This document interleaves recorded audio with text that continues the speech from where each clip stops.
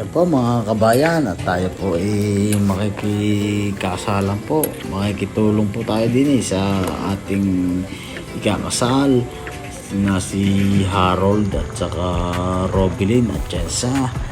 At kami po ay pupunta po din sa may Antipolo del Sur at magkakatay po kami ng 6 na baboy. Pero lilima na po ang aming inabutan. Sa madalit sabi po, inadalay na po ng taga Antipolo. At kasama ko po ang ating vlogger na si Kuya Abet. Arilaan po ang aming inabot. Sa madalit sabi po, tinira na po nila ang isa. Kahit kami hindi naman mamamaysan, kami makikitulong na rin. Kaysa kami mag-video lang din, nakakahiya naman kami makikibidyo lang. Hindi kami tutulong ng aking Kuya Abet. Ano po, tinitira nila ang unang baboy. At hindi nga namin inabot yung una. At sa labak nila nagkaroon ng problema sa tubig. Nawala ng tubig. Di namin tinira, kami kay halubilo din sa taga Antipolo del Sur na rin. Di kami tutulong para hindi naman masabi na kami pa video lang. Shoutout nga pa diyan sa nasa bintana. Shoutout sa iyo. Baka gusto mong sumayaw ng kaunti. Di mas maganda ang nasayaw kaysa sa patingin-tingin ka lang diyan sa bintana. Para kami naman may aliwan. Shoutout nga pala din kay Kuya Abet. Talagang kung hindi dahil sa iyo, talagang may hirapan din nga rin taga Antipolo del Sur na rin. Kahit hindi naman manunulungan, talagang kinakitulong ng maigay. Talagang ikaw nagkaroon pa ng sakit. Sana kinakasama ko din sa kasal ng aking kamag-anak. Ikaw, wala ka sa biyahe lang. Takbo na. Nakakailan. Nakakailan na.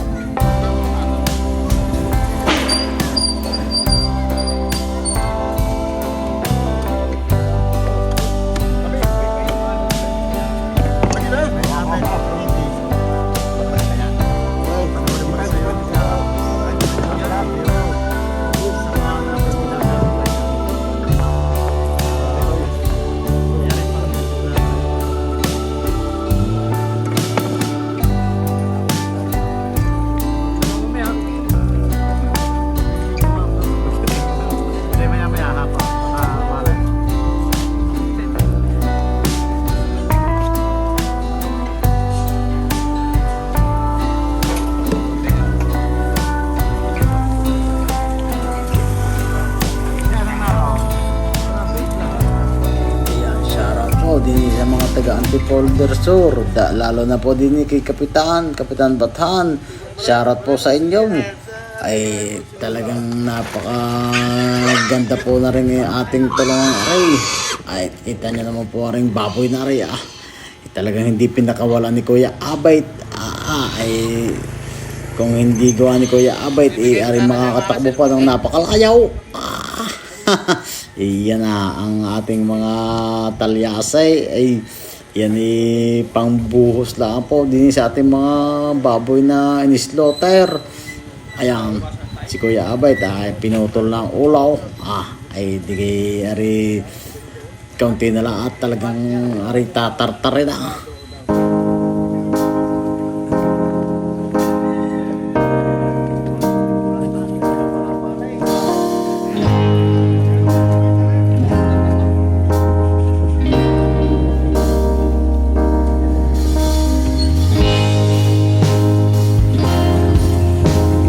Pamayo pa na eh.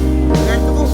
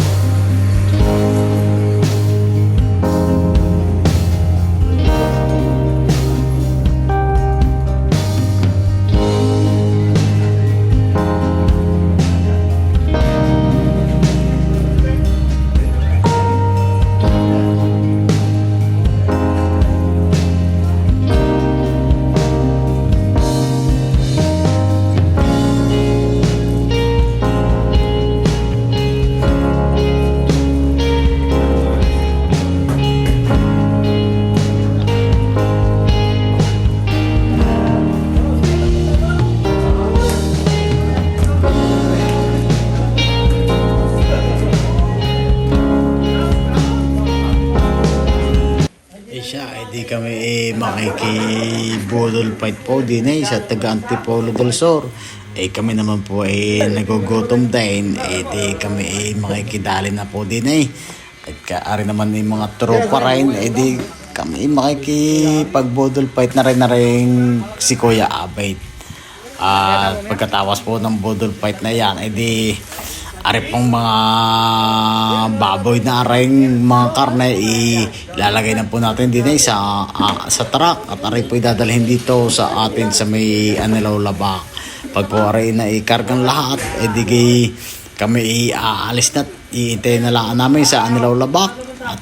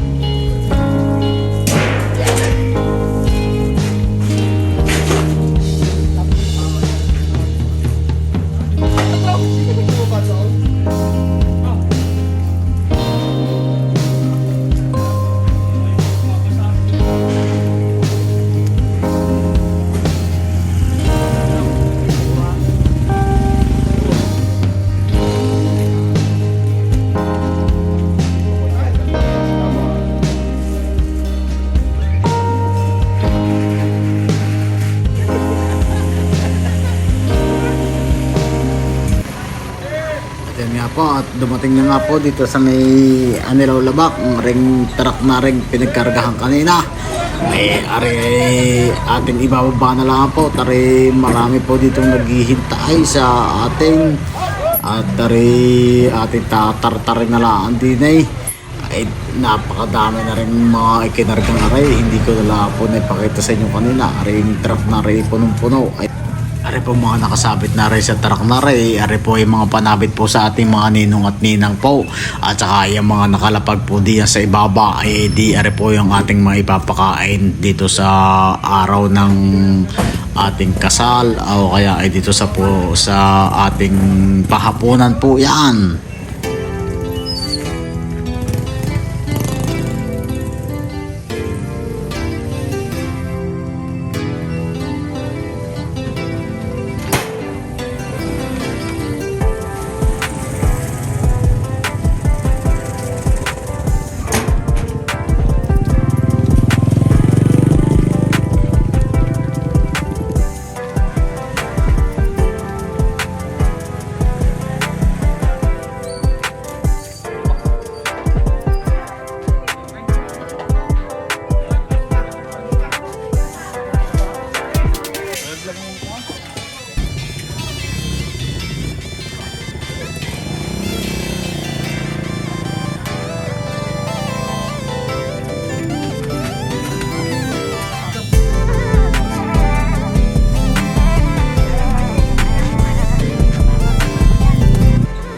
po ang ating magiging pansabit po sa ating mga ninong at ninang. Yan po ay kulang pa po yan.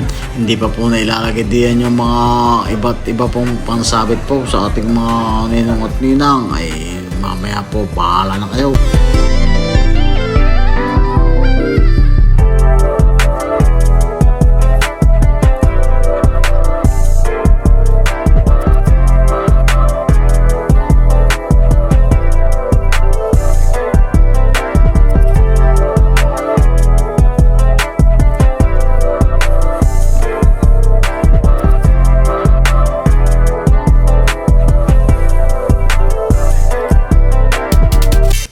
At yan po, naghahanda na po ang ating mga tagalabak. Habang ibinabawa po yung mga baboy na mga tatagtadaid, makikitulong na rin po ang ating mga taga rito sa atin. At hindi ito naman po hindi na rin po iba sa atin, hindi tutulungan na rin po natin sila. Sa iba po ito ikuan ang manunulungan po ay talagang yung dayolaan na lalaki. Kahit na babae po ang atin, atin na rin po silang tutulungan. At tayo naman po, hindi naman po tayo magkakaiba. Tulong-tulong na rin po. Gayaan po tayo dito sa Batangas. Bayanihan po tayo. Kailangan po tayong magbayanihan para mabilis pong matapos ang ating mga gawain.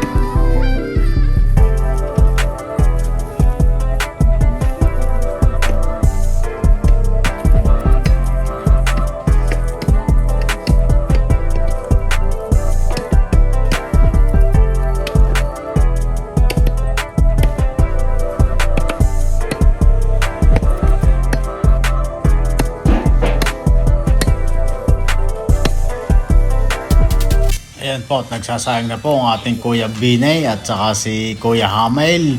Ay gagalingan nyo po yung pagsasayang niyan at baka yan po ay hilaw. Ay wag nyo namang iiwan ng hilaw at baka naman nasabihin nyo kasalanan na naghahango. Ay kayo na po rin ang bahala maghango niyan. Ay pag iba naghango ay masisisi ang naghango niyan. Ay siya, bahala na kayo.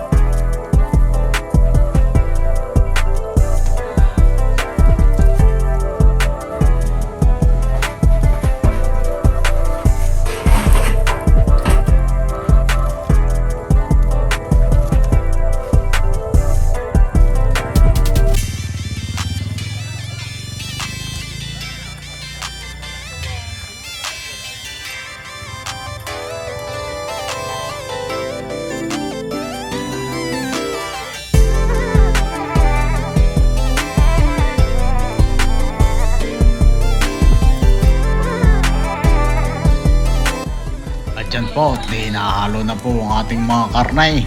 At ari po ay mga tiyuhin po ng ating grooms. Ay sana naman po ay masarap po ang inyong mga hinahalong iyan. At mamaya po ay aming matimusan ay inyo pong sasarap-sarapan para po masayahan ang mga taga-Anilaw Labak. Ay tama na po ang maritisan para po masarap ang ating luto.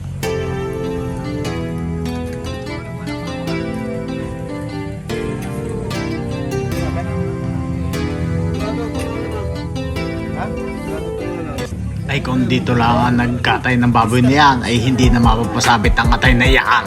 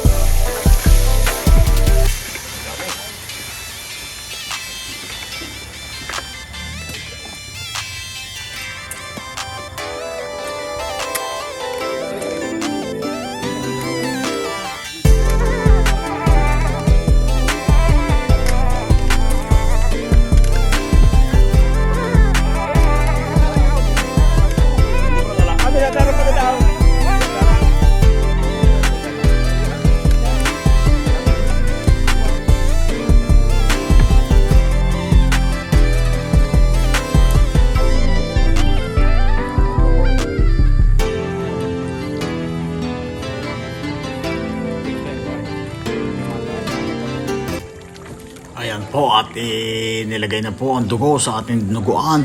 Ari napakainam po na rin dinuguan na rin. At ari luto po ng taga Antipolo del Sur. Mga tiyuhin po rin ng ating grooms.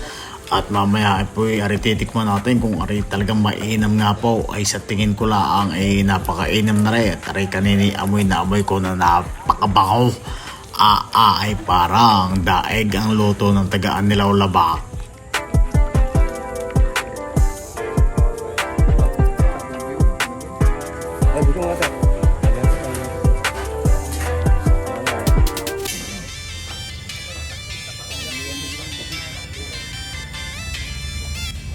At yan nga po, tinalagay na nga po yung sili ng pandinuguan at lalo po yung babangaw. At nako po, napakasarap po tari pagka pinigan nyo po sa inyong pinggan. Pagka sumandok ng kanin at nilagay nyo na po na rin dinuguan na aray, ay talagang pampagana po yung sili na yan.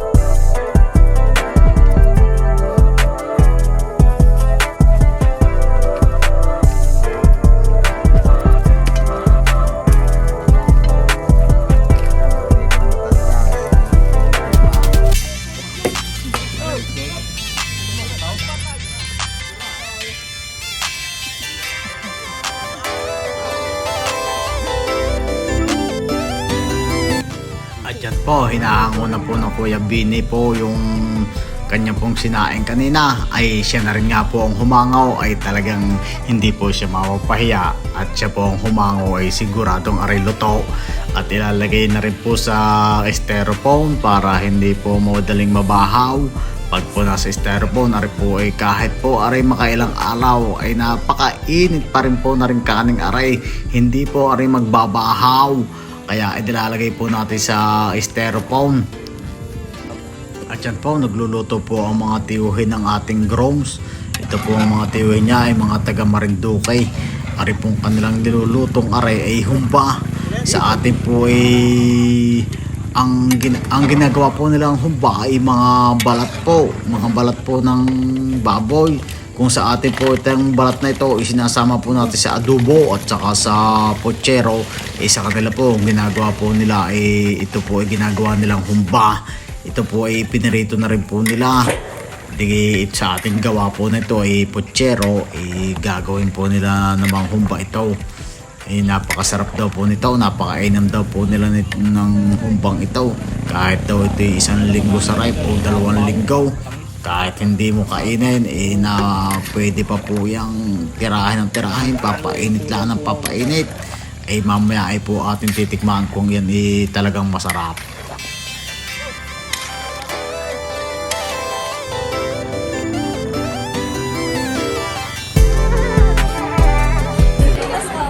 Ayan nga po, simula na nga po ng pahaponan, dini po sa may Anilaw Laba. Ay kita nyo naman po ang tao, dini po ay pag nagtao sa may Anilaw Laba, talaga pong dinudumog po at napakalaki po ng angka nitong ating mga ng ating ikakasal. Ito pong ating bride, napakalaki po ng angka nito. Talagang ito idudumugin po. Pagka kayo may 2 baboy na pahaponan ay talagang kulang na kulang, kaya kailangan pong dagdagan yan. Kayo mag-isip-isip, huwag kayo magpapakasal ng taga din sa Anilaw Laba. Kita nyo naman ang pila, talagang walang humpay.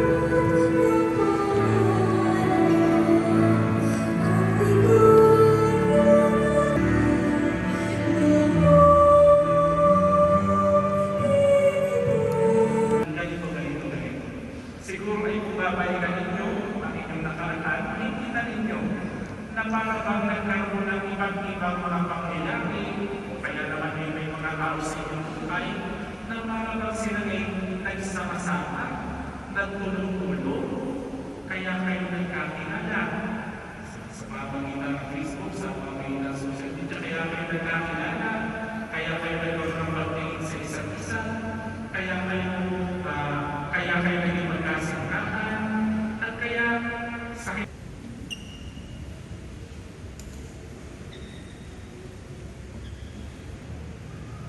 Harold at Robin po ay ganap na mag-asawa na sila ay ating palakpakan.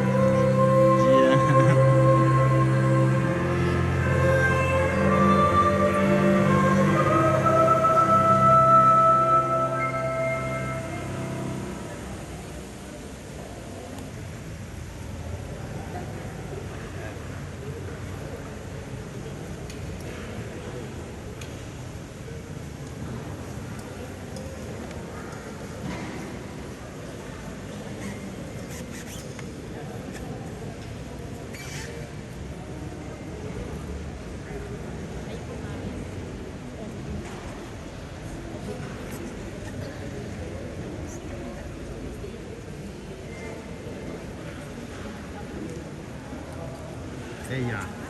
Yeah.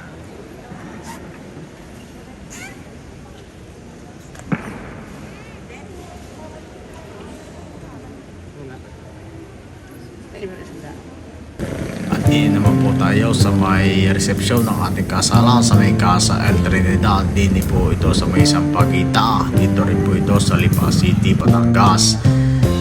Dito po ay napakaganda pong resort nito. Napakagandang venue. Itong Casa El Trinidad na ito. Maganda pong venue ng ating kasalan. At napakalawak po. Kaya kasama po natin ating kamag-anak na si Nomar Magbuhat. Shoutout sa iyo, Kuya Nomar.